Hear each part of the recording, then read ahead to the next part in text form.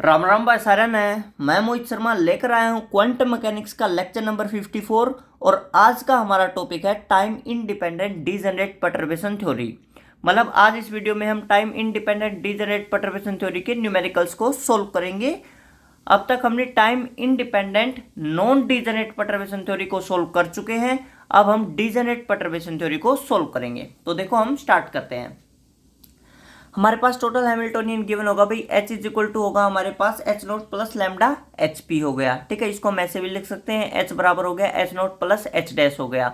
यहाँ पर हमारे पास जो H नोट है वो क्या है, मेन हैमिल्टोनियन है, मतलब अनपर्टर्ब्ड है, जो श्रोडिंगर इक्वेशन से हमें मिलता है। एच डैश क्या हमारा पर्टर्ब्ड टर्म है, या हम कह सकते हैं पर्टर्ब्ड ऑफ हैमिल्टोनियन है। ठीक है, यहाँ पर हमारे पास वही देखो डिजनरेट बोला गया है। तो पहले ये समझो कि डिजनरेट क्यों होता है और कैसे होता है। लेट हमारे पास देखो भाई ये क्या दे रखी है, हमारे पास कैट फॉर्म में स्टेट दे रखी है। लेट 1 2 और 3 हमारे पास कैट फॉर्म में है, 8 डीजनरेट स्टेट हो गई। ठीक है, तो हमारे पास जो डेल्टा एच डैश है, हमारा जो मेन नेम है वो डेल्टा एच डैश को ही फाइंड आउट करना होता है भाई। तो डेल्टा जो एच डैश है वो बराबर होगा यहाँ पे जो मैट्रिक्स शो कर रखी मैंने इसके। ठीक है, यहाँ पर देखो हमारे पास क्या 3 स्टेट है। तो 3 स्टेट को हम इस प्रकार से लिखेंगे। जो पहले लिख रखा है ये होता है रो। मैंने पहले बताया कि जो हमारे पास कैट फॉर्म होते हैं वो ऑलवेज रो की फॉर्म में होती है, और जो हमारे पास जो ब्रा फॉर्म होती है वो रो की फॉर्म में होती है, और जो कैट फॉर्म होती है वो ऑलवेज कॉलम की फॉर्म में होती है। ठीक है, तो यहाँ पे जो पहला है भाई, ये पहला क्या है, ब्रा फॉर्म में है। ब्रा फॉर्म में है तो रो माना जाएगा, और ये सेकंड है वो कैट फॉर्म में है तो ये कॉलम माना जाएगा। ठीक है, यहाँ पे देखो फर्स्ट रो है फर्स्ट कॉलम है, फर्स्ट रो है सेकंड कॉलम है, फर्स्ट रो है थर्ड कॉलम है। ठीक है, सेकंड रो है फर्स्ट कॉलम है, सेकंड रो है सेकंड कॉलम है, सेकंड रो है थर्ड कॉलम है। सिमिलरली थर्ड रो है फर्स्ट कॉलम है, थर्ड रो है सेकंड कॉलम है, थर्ड रो है थर्ड कॉलम है। ठीक है, तो ये इस प्रकार से मैट्रिक्स बनती है भाई। आई होप आपको ये मैट्रिक्स बनानी आ गई होगी। ठीक है, its eigen value are the first order correction in energy. जब आप इस मैट्रिक्स को सोल्व करके आप इसकी आइगन वैल्यू को फाइंड आउट करोगे तो वही इसका क्या कहलाएगा, first order correction in energy कहलाएगा। मतलब कहने की बात क्या है, हमें सिंपली इस मैट्रिक्स को सोल्व करना है। इस मैट्रिक्स को सोल्व करते ही हमारा क्या आ जाएगा, आंसर आ जाएगा। ठीक है, फिर जो आइगन वैल्यू इससे मिलेंगी उनकी हेल्प से हम क्या निकाल देंगे, आइगन वेक्टर निकाल देंगे। और जो आइगन वेक्टर होंगे वो क्या होंगे, its eigen vector are the first order correction in wave function हो जाएगा।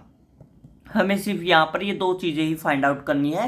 मतलब टाइम डिपेंडेंट इंडिपेंडेंट डिजनरेट में हमें सिर्फ दो चीजें ही फाइंड आउट करनी पड़ेंगी, first order correction in energy and first order correction in wave function. Okay, in degenerate perturbation theory only first order correction can be calculated. यहाँ पर सिर्फ फर्स्ट ऑर्डर ही कैलकुलेट कर सकते हैं। ठीक है, इफ आइगन वैल्यू, ठीक है हमारे पास देखो भाई सेकंड क्या है, if eigen value of the given function, of the given function मतलब जो मेन हैमिल्टोनियन है, आर सेम। ये ध्यान से देखो भाई, यदि हमारे पास जो गिवन हैमिल्टोनियन है उसकी आइगन वैल्यू हमें सेम मिल जाती है, then we can say the given function are degenerate. ठीक है, यहाँ पर कहने का मतलब क्या है कि कई बच्चों के क्वेश्चन होंगे कि हमें कैसे पता चलेगा कि ये डिजनरेट है या नॉन डिजनरेट। तो उसका सॉल्यूशन ये है कि हमारे पास जो मेन हैमिल्टोनियन होगा, जो गिवन हैमिल्टोनियन होगा, उसकी अगर आइगन वैल्यू आपको सेम मिलती है, सेम मतलब जैसे 2 और 2, 1 1, 5 5, अगर ऐसे सेम मिल जाती है तो क्या होगा, आपका डिजनरेट होगा। ठीक है, जीरो ऑर्डर आइगन वैल्यू या zero order energy are equal. ठीक है, जीरो ऑर्डर आइगन वैल्यू अगर आपकी क्या मिल जाती है, इक्वल मिल जाती है, तो वो क्या होगा, डिजनरेट होगा। ठीक है, और जब क्वेश्चन करेंगे आपको अच्छे से समझ में आएगा। पहला क्वेश्चन देखो भाई, हमारे पास क्या कह रखा है, consider a system of Hamiltonian, Hamiltonian H naught दे रखा हमारे पास 1001 दे रखा है। It is subjected to perturbation H dash दे रखा हमारे पास डेल्टा डेल्टा डेल्टा डेल्टा। ठीक है, व्हेन डेल्टा हो, फिर जो डेल्टा है वो लेस देन क्या है, 1 है।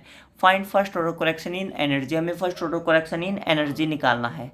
तो सबसे पहले हम चेक करेंगे कि हमारा जो गिवन क्वेश्चन है वो डिजनरेट में या नॉन डिजनरेट में। उसके लिए हमें क्या करना पड़ेगा, जो हमारा गिवन हैमिल्टोनियन है उसकी आइगन वैल्यू फाइंड आउट करनी पड़ेगी। अगर आइगन वैल्यू इक्वल आ जाती है तो सीधी सी बात है डिजनरेट है, अगर इक्वल नहीं आती है तो नॉन डिजनरेट है। ठीक है, तो देखो एस नोट हमारे पास 1001 दे रखा है, डायगोनल मैट्रिक्स है। सबको पता है भाई जो डायगोनल मैट्रिक्स होता है उसके जो डायगोनल एलिमेंट होते हैं वही उसकी क्या होती है, आइगन वैल्यू होती है। तो यहाँ पर आइगन वैल्यू क्या हो जाएगी, 1 और 1 हो जाएगी। अगर किसी को ये डायरेक्ट नहीं करना तो ऐसे सॉल्व कर सकता है। आइगन वैल्यू इक्वेशन क्या होती है हमारे पास, mod of H naught minus का लैम्डा आई बराबर है 0, ये होती है। ठीक है, H naught minus lambda I का मोड बराबर है क्या हो गया, जीरो। इसको जब सोल्व करोगे तो भी आपको जो आइगन वैल्यू मिलेगी वो 1 1 मिलेगी। ठीक है, तो नेक्स्ट पेज पे देखो,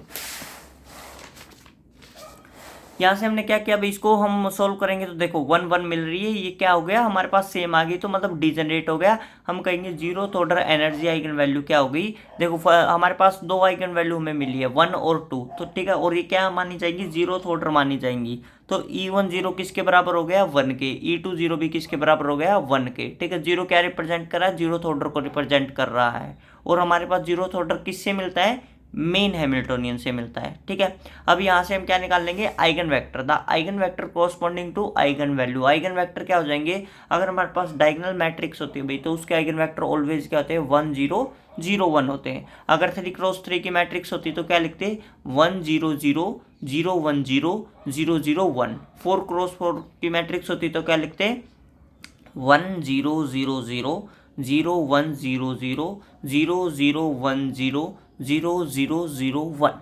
ठीक है, तो ऐसे डायगोनल मैट्रिक्स के जो आइगन वेक्टर हैं वो ऐसे लिखे जाते हैं। ठीक है, तो हमारे पास यहाँ पे 2x2 की मैट्रिक्स है, तो 1 0 0 1, ये हमारे पास क्या हो गए, दो आइगन वेक्टर हो गए।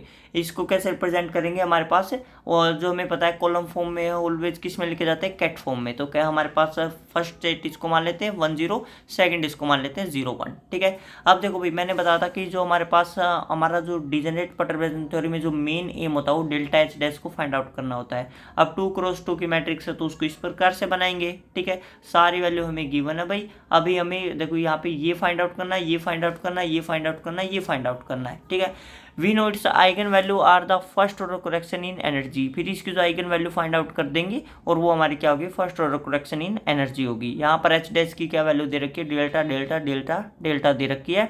फिर हम क्या निकालते हैं, फर्स्ट टर्म उठा लेते हैं, फर्स्ट टर्म को हमने उठा लिया, इसको क्या बोला जाएगा, expectation value of H dash बोला जाएगा। ठीक है, ये हमारे पास क्या हो गया भाई, बड़ा फॉर्म ऑफ फर्स्ट स्टेट हो गई, तो हमने बड़ा फॉर्म लिख दी 1 0, फिर एच डैश है, फिर हमारे पास ये 1 0 ऐसे लिख दिया। ठीक है, इसको जब आप सोल्व करोगे, ये सिंपल है भाई, मैं अच्छे से सोल्व करके नहीं दिखाऊंगा पूरा। ठीक है, मैंने लिख रखा है सोल्व करके, लेकिन आपको सोल्व खुद करना है। ठीक है, तो ये जब आप इसको सोल्व करोगे तो क्या आएगा, डेल्टा आएगा। ठीक है, फिर सेकंड टर्म उठा लो, 1 एच डैश और 2 है। ठीक है, इसको उठाओगे तो हमारे पास, इसको ऐसे पुट करो, इसको सोल्व करोगे तो आपको देखो क्या मिलेगा, इसको सोल्व करोगे तब आपको डेल्टा ही मिलेगा। ठीक है, फिर 2h-1 उठा लो, 2h-1 को उठाओगे तो हमारे पास फिर डेल्टा मिलेगा।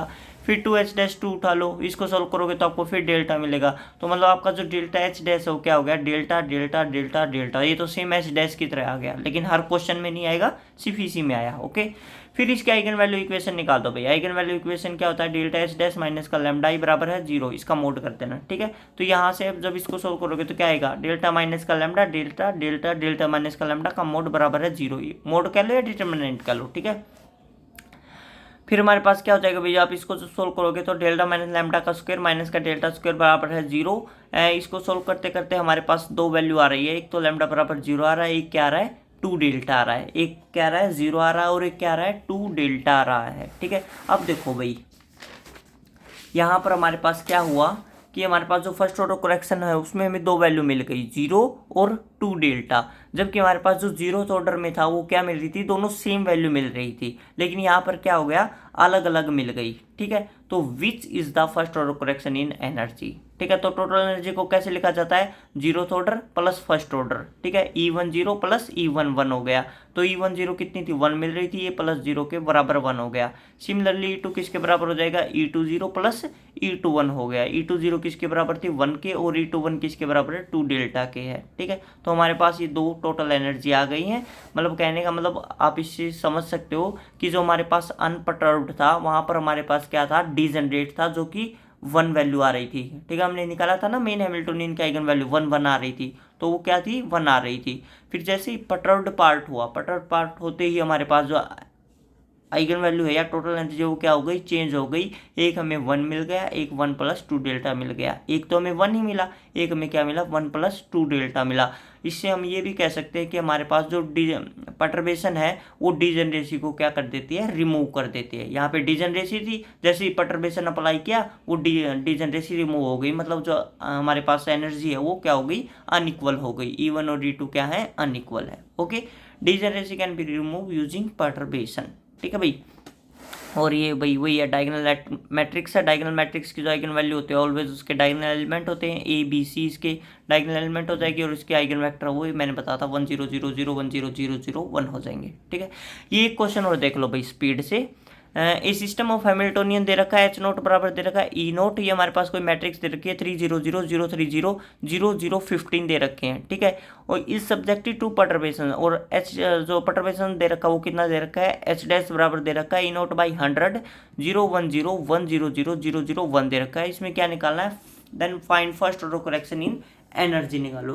तो सबसे पहले जो हमारा मेन काम है भाई वो क्या है, हमें देखना है कि हमारे पास जो डिजनरेट है या नॉन डिजनरेट है। वो देखने के लिए क्या करेंगे, हमारे पास जो मेन हैमिल्टोनियन है उसकी आइगन वैल्यू को फाइंड आउट करेंगे। ठीक है, देखो आइगन वैल्यू उसके डायगोनल एलिमेंट होते हैं, तो यहाँ पे कितना हो जाएगा 3 3 और 15, ये इसकी आइगन वैल्यू आ जाएंगी। अब दो आइगन वैल्यू तो सेम आ रही है, एक आइगन वैल्यू अलग आ रही है। ठीक है, तो जो अलग आइगन वैल्यू आ रही है इसमें हम time independent non degenerate perturbation theory को अप्लाई करेंगे, और जो सेम आ रही है उसमें हम क्या करेंगे, time independent degenerate perturbation theory को अप्लाई करेंगे। तो देखो स्पीड की मेन हैमिल्टोनियन ये था। ठीक है, आइगन वैल्यू क्या हो गई 3 ई नोट और 15 ई नोट, ये डिजनरेट हो गई, ये क्या है नॉन डिजनरेट हो गई। तो इसको कैसे लिखेंगे, E10 बराबर 3 ई नोट, E20 बराबर 3 ई नोट, E30 बराबर 15 ई नोट। जीरो क्या रिप्रेजेंट कर रहा है, जीरोथ ऑर्डर को रिप्रेजेंट कर रहा है। Main Hamiltonian always give zeroth order. We know eigen value eigen vector of diagonal matrix, eigen vector diagonal matrix से क्या होते हैं 1 0 0 0 1 0 0 0 1 होते हैं। ठीक है, ये ऑलवेज किसकी फॉर्म में लिखा जाता है, कॉलम फॉर्म में, और कॉलम फॉर्म किससे रिप्रेजेंट की जाती है, कैट फॉर्म से रिप्रेजेंट की जाती है। So 1 and 2 are degenerate state with energy 3 E naught. जो फर्स्ट और सेकंड है वो क्या है भाई, हमारे पास डिजनरेट स्टेट हो गई। ठीक है, जो हमने ये निकाली है आइगन वेक्टर कोरोस्पोंडिंग किसके निकाली है, इन आइगन वैल्यू के कोरोस्पोंडिंग निकाली है। ठीक है, इनका पूरा एक वो था भाई, जैसे हमारे पास ए माइनस का लैम्डा आई बराबर 0, उसको सोल्व करेंगे तब हमें आइगन वेक्टर मिलता है, एक्स वाई जेड की वैल्यू हम फाइंड आउट करते हैं। लेकिन यहाँ पर क्या है, ये डायगोनल मैट्रिक्स है, डायगोनल मैट्रिक्स के आइगन वेक्टर हमें पता है, तो हमने क्या किया डायरेक्ट लिख दिया। ठीक है, तो हमारे पास जो फर्स्ट है, हमारे पास फर्स्ट आइगन वेक्टर वो कोरोस्पोंडिंग किसके आया है, इस 3 ई नोट के कोरोस्पोंडिंग आया है। सेकंड है वेक्टर वो कोरोस्पोंडिंग किसके आया है, इस 3 ई नोट के कोरोस्पोंडिंग आया है। और जो थर्ड वेक्टर है वो किसके कोरोस्पोंडिंग आया है, इस 15 ई नोट के कोरोस्पोंडिंग आया है। ठीक है, तो हमारे पास जो फर्स्ट और सेकंड है वो डिजनरेट स्टेट है, क्योंकि उसकी आइगन वैल्यू क्या है, डिजनरेट है, सेम है, with energy 3 E note. And जो थर्ड स्टेट है इज नॉन डिजनरेट है, विद एनर्जी 15 ई नोट हो गया। तो पहले 15 ई नोट को सोल्व कर लेते हैं, फिर डिजनरेसी को सोल्व कर देंगे। नाउ फर्स्ट ऑर्डर करेक्शन इन 15 ई नोट, नॉन डिजनरेट केस है भाई, तो नॉन डिजनरेट में आपको पता है फर्स्ट ऑर्डर कैसे निकाला जाता है, सिंपल ये ऐसे सोल्व कर दिया जाता है। मतलब क्या, expectation value of H dash निकाल जाएंगी कोरोस्पोंडिंग टू 3 स्टेट, क्योंकि थर्ड स्टेट में नॉन डिजनरेट है। ठीक है, तो E31 किसके बराबर हो जाएगा भाई, हमारे पास 1 क्या रिप्रेजेंट कर रहा है, फर्स्ट ऑर्डर को। तो हमारे पास क्या हो जाएगा, इस फॉर्म में हम क्या निकालते हैं, first order correction in energy को निकालते हैं। सारी वैल्यू गिवन है, ये कौन सी फॉर्म है, ब्रा फॉर्म में कन्वर्ट कर लेंगे। इसको ब्रा फॉर्म में कन्वर्ट करोगे तो किस में बदल जाएगा, रो में बदल जाता है, तो ये रो में बदल गया। ये H dash as it is है, ये कैट फॉर्म है, ये एज इट इज है। इसका जब आप मल्टीप्लिकेशन करके सोल्व करोगे तो आपको क्या मिलेगा, 0 मिलेगा। ठीक है, using degenerate perturbation theory for first and second state. ठीक है, ये तो निकल गया, 15 ई नोट के लिए फर्स्ट ऑर्डर निकल गया। अब हम क्या करेंगे, डिजनरेट परटर्बेशन थ्योरी का यूज करेंगे और फर्स्ट स्टेट और सेकंड स्टेट के लिए भी आइगन वैल्यू को फाइंड आउट करेंगे। देखो यहाँ पे देखो भाई, यूजिंग डिजनरेट परटर्बेशन थ्योरी। ठीक है, अब हमारे पास एक 2 स्टेट बची हुई हैं, तो हमारे पास क्या हो जाएगा, 2 स्टेट के लिए हम डेल्टा एच डैश को इस मैट्रिक्स में कन्वर्ट करेंगे। ठीक है, अब हमारे पास टोटल भाई देखो 1 2 3 4 टर्म हमें फाइंड आउट करनी है। सारी की सारी वैल्यू हमें गिवन है, हमें सिर्फ और सिर्फ क्या करना है, सोल्व करना है। ठीक है, एच डैश इसके बराबर था E0/100, ये हमारे पास यहाँ पे मल्टीप्लाई था, कॉन्स्टेंट था, बाहर आ गया है। ठीक है, फिर इनकी मल्टीप्लाई करके आप सोल्व करोगे तो आपको 1H-1 0 मिलेगा। सिमिलरली 1H-2 है वो कितना मिलेगा आपको, E0/100 मिलेगा। सिमिलरली 2H-1 है वो कितना मिलेगा आपको, E0/100 ही मिलेगा। और हमारे पास 2H-2 है वो कितना मिलेगा, 0 मिलेगा। ठीक है, ये चारों टर्म आप क्या करो, फाइंड आउट कर लेना। जब चारों टर्म फाइंड आउट आपकी हो जाए तो मैट्रिक्स को बनाना। मैट्रिक्स क्या बन जाएगी, डेल्टा एच डैश बराबर हो जाएगा E0/100 कॉमन 0 1 1 0 आ गया। ठीक है, आइगन वैल्यू इक्वेशन, अब हमें इसकी क्या निकालनी है, आइगन वैल्यू को फाइंड आउट करना है। तो क्या हो जाएगा, डेल्टा एच डैश माइनस का लैम्डा आई का डिटरमिनेंट बराबर है 0। ठीक है, इसको सोल्व करोगे तो क्या आएगा, 0 माइनस का लैम्डा E0/100 0 माइनस का लैम्डा का डिटरमिनेंट बराबर है 0। यहाँ से हमें क्या मिल गया भाई, मल्टीप्लाई कर देना, लैम्डा स्क्वायर यहाँ से माइनस का E0/100 का स्क्वायर बराबर है 0 हो गया। तो लैम्डा की वैल्यू क्या आ गई, प्लस माइनस E0/100 आ गई। ये हमारी क्या हो गया भाई, फर्स्ट ऑर्डर आ गया। E11 किसके बराबर हो गया, माइनस का E0/100, और E21 किसके बराबर हो गया, E0/100 के बराबर हो गया। ठीक है, तो हमारे पास टोटल एनर्जी देखो, E1 किसके बराबर हो जाएगा, zeroth order plus first order. Zeroth order किसके बराबर था, 3E0, फर्स्ट ऑर्डर किसके बराबर है, माइनस का E0/100। E2 किसके बराबर हो जाएगा, zeroth order plus first order. E2 0 3E0 के बराबर था, E21 किसके बराबर था, E0/100। फिर यहाँ पे हमारे पास क्या हो जाएगा, E3 क्या हो जाएगा, zeroth order plus first order. Zeroth order 15E0 था, E31 हमें 0 मिला था, तो 15E0 ही रहेगा। अब देखो भाई यहाँ पे जो हमारा अनपर्टर्ड पार्ट था उसमें हमें डिजनरेसी मिल रही थी 3E0, ठीक है। लेकिन जैसे ही हमने परटर्बेशन अप्लाई किया, परटर्बेशन अप्लाई करते ही हमें क्या मिल गया, दोनों में चेंजमेंट मिल गया। एक हमें मिल रहा है 3E0 माइनस का E0/100, एक हमें मिल रहा है 3E0 प्लस का E0/100 मिल रहा है। ठीक है, देखो परटर्बेशन से पहले दोनों स्टेट की जो सेम एनर्जी थी 3E0 थी। आफ्टर परटर्बेशन दोनों स्टेट की एनर्जी क्या हो गई, डिफरेंट हो गई। तो जो हमारे पास डिजनरेसी है वो परटर्बेशन से रिमूव की जा सकती है। और ये नॉन डिजनरेट था 15E0, और ये बाद में भी नॉन डिजनरेट ही रहा 15E0। ठीक है, अगर ये हमारे पास कुछ वैल्यू आ जाती तो ये भी क्या हो जाता, चेंज हो जाता। ठीक है, तो ये हमारे पास मैंने 2 क्वेश्चन बताए भाई time independent degenerate perturbation theory के। हमारे पास आगे जो हमारे पास वीडियो आएंगी उसमें हम कुछ ऐसे न्यूमेरिकल्स को सोल्व करेंगे भाई। ठीक है, अभी तक हमने सिंपल मैट्रिक्स वाले सोल्व किए हैं, आगे हम क्या करेंगे, 1 डायमेंशनल बॉक्स हो गया, हार्मोनिक ऑसिलेटर हो गया, इन पे बेस्ड हम न्यूमेरिकल्स को करेंगे। अगर आपको वीडियो पसंद आई तो लाइक करें, शेयर करें। Okay, thank you.